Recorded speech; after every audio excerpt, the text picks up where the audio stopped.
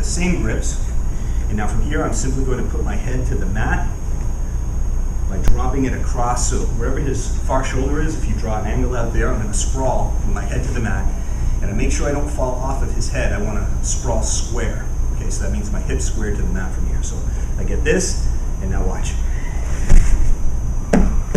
Very powerful. Okay, so my arms doing the same action as my head goes to the mat, my legs base out, and I'm square. One more time.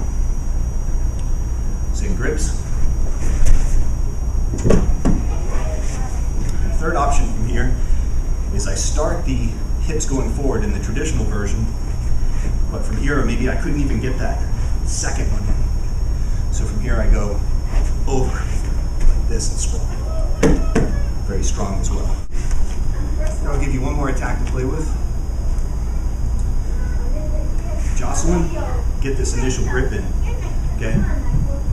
Maybe I don't feel comfortable with the clock choke. I see this opportunity. I put my hand to the mat. Okay? And from here I'm just going to make my hips very light just for a second. So I sit out, step all the way over, sit back. Okay.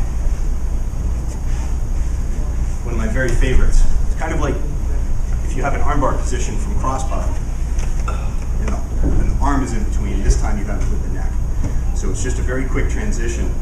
And even though it looks like a big movement for me coming up and swinging my leg over, a lot of times I don't simply know what you're doing at that moment, so you can nail it. One more time. No.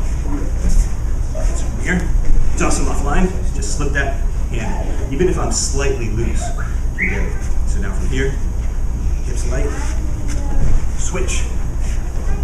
I control myself coming back, and that pressure goes on as my leg drives away from my grip.